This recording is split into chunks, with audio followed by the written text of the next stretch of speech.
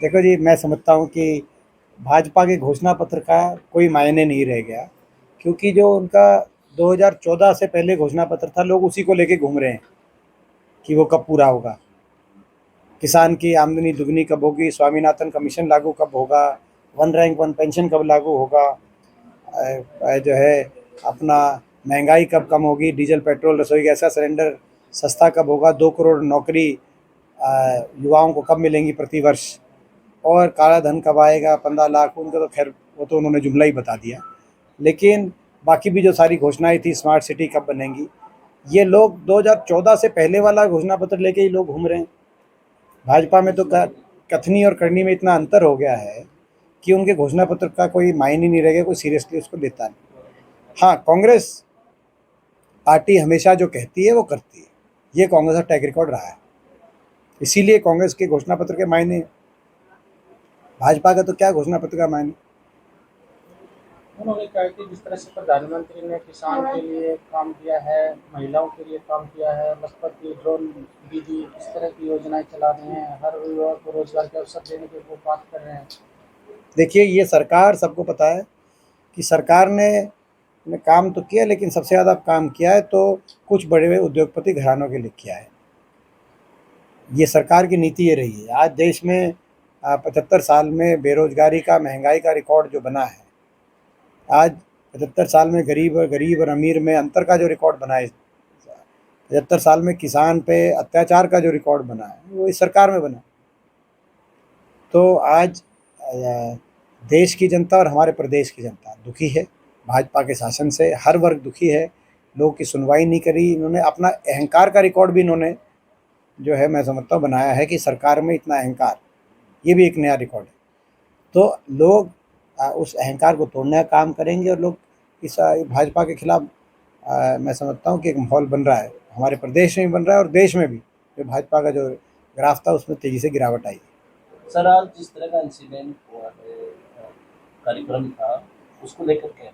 देखिए, बड़े दुर्भाग्य की बात है कि पहले जो हमारे नौजवान स्टूडेंट्स हैं, जो ये बच्चे हैं, इनको परमिशन दी गई तो उन्होंने बड़े अरमानों से वो कार्यक्रम का आयोजन किया, और इसमें 5-5 संगठन हमारी इन्वॉल्व थी,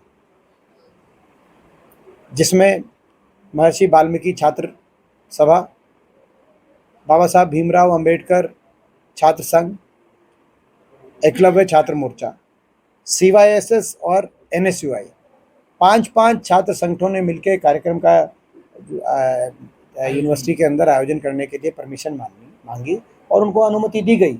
बहुत हमारे वरिष्ठ चक्रवर्ती शर्मा जी बताएंगे, ये स्वयं NSUI के हमारे प्रदेश अध्यक्ष रहे हैं, एक छात्र, बहुत बड़े छात्र नेता, युवा कांग्रेस के हमारे प्रदेश अध्यक्ष रहे हैं। यूनिवर्सिटी के अंदर कार्यक्रम होते हैं और यूनिवर्सिटी परमिशन देती रहती हैं, लेकिन एन मौके पर आपने उसका परमिशन कैंसिल करी। ये कहीं ना कहीं चुनाव आयोग संहिता का पालन नहीं किया जा रहा। इससे पहले भी हम गांधी कैंप में, बत्रा साहब और हम गांधी कैंप के अंदर हम लोग प्रचार प्रसार कर रहे थे। हमारे प्रचार करने के दौरान ही हमारे कार्यक्रम के झंडे लड़ियाँ उतारने का काम एक निगम के एक ऐसे कर्मचारी, जो स्वयं जो है उस समय नशे में थे, मैं ऑन द रिकॉर्ड कह रहा हूँ ये बात, क्योंकि उनके वीडियो है हमारे पास, तो ऐसे कर्मचारी आए और उतार के अपना जा रहे। हमने कोई टकराव ना हो, इसीलिए हमने कहा कि भाई हम नहीं चाहते किसी भी तरीके से कहीं तनावपूर्ण स्थिति बने, कोई टकराव हो। लेकिन ये जनता के सामने हम जरूर रखना चाहते हैं कि ये कहीं ना कहीं सरकार के इशारे पे जो है, ये इस तरह के चुनाव, जो निष्पक्षता का व्यवहार होना चाहिए चुनाव आयोग का, उस पर सवालिया निशान लग रहे हैं। तो कहीं ना कहीं शिकायत भी की जाएगी इसकी? हम शिकायत तो कर रहे हैं, लेकिन आप समझ सकते हैं कि सरकार जिसकी है और उनका क्या, उनकी कार्यशैली रही है। एक लोकतांत्रिक व्यवस्था में कितना विश्वास है इन लोगों का। इन्होंने लगातार इस तरह की कार्यशैली का परिचय दिया है कि साम दाम दंड भेद करके, सीधी उंगली नहीं तो टेढ़ी उंगली से, कैसे भी करके सत्ता पे काबिज होने के लिए कुछ भी करने में ये लोग पीछे नहीं हटते। ये अच्छा नहीं है, हमारे देश के लोकतंत्र के लिए अच्छा नहीं है। मगर जहाँ जहाँ ये बातें आएंगी, हम आप लोग के संज्ञान में भी लाते रहेंगे। वहीं बीजेपी के उम्मीदवार है अरविंद शर्मा, लगातार जो उनका विरोध हो रहा है, वो आरोप लगा रहे हैं कि गुलाबी गैंग ये करवा रहा है, और मैंने देखिए, मैंने इसके दो पहलू हैं। एक, जो भाजपा के उम्मीदवारों का पूरे प्रदेश में विरोध है, एक पहलू वो है, और दूसरा पहलू है कि हमारा क्या स्टैंड है। पहली बात तो जहाँ तक विरोध की बात है, आज हम समझ सकते हैं कि प्रदेश का हर वर्ग इस सरकार से नाराज़ है, क्योंकि उनकी सुनवाई नहीं हुई, उनका मान सम्मान नहीं हुआ, उनके काम नहीं हुए। प्रदेश आज रिकॉर्ड बेरोजगारी, महंगाई की तरफ धकेल दिया इस सरकार ने। हर वर्ग नाराज़ है, उनकी नाराज़गी हम भी समझ सकते हैं। लेकिन मैंने पहले दिन से ही बार बार अपील ये करी है कि जनता अपनी नाराज़गी वोट के चोट के जरिए मतदान के दिन अपनी नाराज़गी प्रकट करे, और प्रजातंत्र में सबको अपनी बात रखने का पूरी तरह स्वतंत्रता है। मगर आप इसमें दुराभास देखिए, हम अपनी बात रखने यूनिवर्सिटी में जा रहे हैं, हमारे प्रोग्राम तो ये सरकारी तौर से रद्द करके हमें अपनी बात रखने के लिए बाधित कर रहे हैं। और हम ये अपील कर रहे हैं कि कोई दूसरी अन्य पार्टी का किसी के प्रति नाराज़गी भी हो तो उनके कार्यक्रम में कोई व्यवधान ना डाले, कोई, और अगर नाराज़गी है, गुस्सा है, उस गुस्से को प्रकट मतदान के दिन वोट की चोट के माध्यम से किया जाए। तो ये हमारा स्टैंड है। लेकिन आप समझ सकते हो कि वही आपके वही अपील पे उन्होंने कहा कि वो दीपेंद्र हुड्डा को ये कहने की क्या जरूरत थी कि भाई वोट की चोट पे इस तरह की बात करनी चाहिए। वो साबित हो जाता है कि उनका ही करा गया है। तो वोट की चोट का क्या मतलब? अब वोट की चोट का मतलब है बटन दबाए।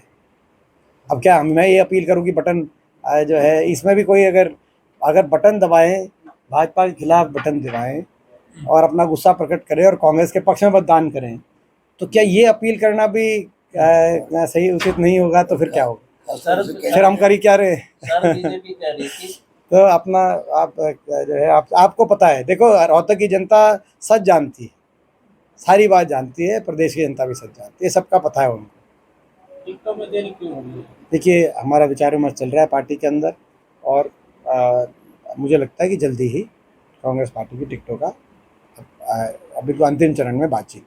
बीजेपी कह रही कि कांग्रेस इतनी कमजोर है कि छोटे से प्रदेश की 10 सीटें नहीं डिक्लेयर कर पा रही। देखिए, अब वो कहने को तो कुछ कह सकते हैं, कुछ कर सकते हैं।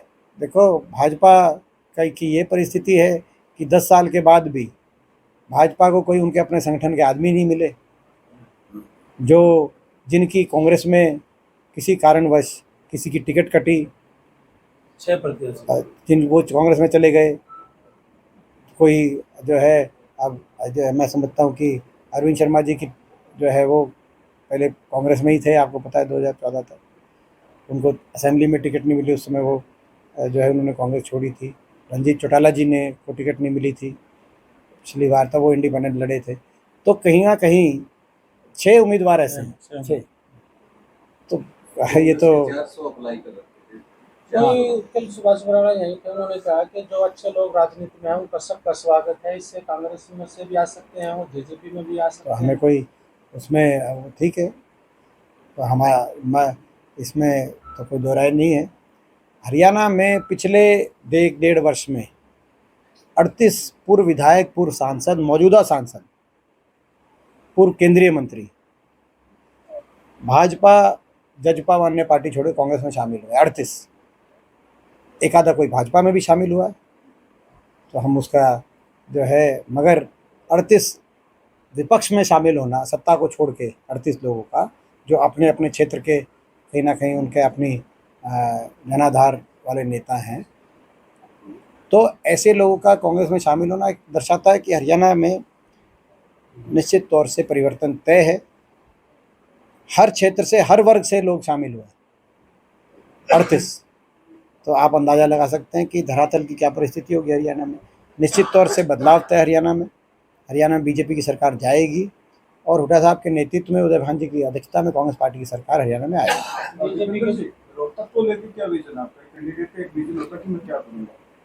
देखिए, ये कितने लंबा प्रश्न हो जाएगा, लेकिन रोहतक लोकसभा क्षेत्र पहले भी हमने यही प्रयास किया कि विकास में देश के मानचित्र पे आए, और हम ये चाहते हैं रोहतक लोकसभा क्षेत्र दोबारा से 10 साल में वो विकास की जो रफ्तार थी वो थम गई।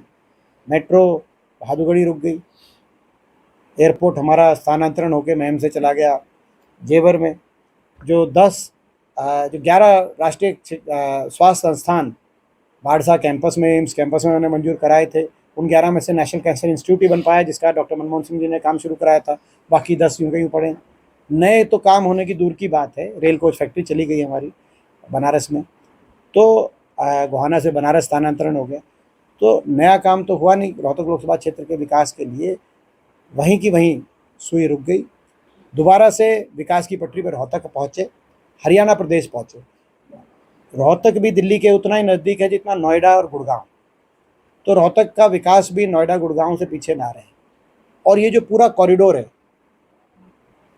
रोहतक दिल्ली, रोहतक, हिसार, सिरसा, ये जो कॉरिडोर है ये हरियाणा के मध्य को छूता हुआ कॉरिडोर है। ये कॉरिडोर आपको याद होगा कि 2004 में हमारी सरकार आने से पहले तो ये सिंगल रोड होती थी, और इस कॉरिडोर पे उस स्तर का विकास नहीं है जो दिल्ली चंडीगढ़ पे के कॉरिडोर पे और दिल्ली जयपुर में। जब दिल्ली चंडीगढ़ और दिल्ली जयपुर का कॉरिडोर एक विकास की धुरी हो सकता है, निवेश की धुरी हो सकता है, तो ये कॉरिडोर भी उस रूप से विकसित हो। इसी बात को लेकर हमने ये 6 lane connectivity up till Dabwali, भादुगढ़ मेट्रो, रोहतक महम हासी रेल की लाइन, भादुगढ़ में फुटवेयर पार्क जिसके अंदर योकोहामा जैसी कंपनी वहाँ पर आई, रोहतक के अंदर IMT जिसमें एशियन पेंट, मारुति ऐसी कंपनी हम फ्लैगशिप उस समय लेके आए, और महम में हमने एयरपोर्ट प्रस्तावित किया था इंटरराष्ट्रीय, तो हिसार में डोमेस्टिक एयरपोर्ट प्रस्तावित किया था, ताकि ये वाला जो कॉरिडोर है दिल्ली से सिरसा, ये दिल्ली जयपुर कॉरिडोर से कम ना हो, उससे जो है उनकी भी तुलनात्मक विकास बराबर का हो। और आगे अब ये जो गति रुक गई है, वहीं की वहीं मेट्रो खड़ी है, दुर्भाग्यपूर्ण है। इसको दोबारा से इसको हम गति को बढ़ाएंगे, मेट्रो को रोहतक तक लेके आएंगे, और इस कॉरिडोर को, जैसे मैंने कहा कि रोहतक गुड़गांव या नोएडा से कम ना हो, और ये जो कॉरिडोर है दिल्ली से लेकर सिरसा तक, ये कॉरिडोर दिल्ली जयपुर या दिल्ली चंडीगढ़ कॉरिडोर से कम ना हो, और ये एक विकास की धुरी बन के उभरे, ये हम चाहते हैं।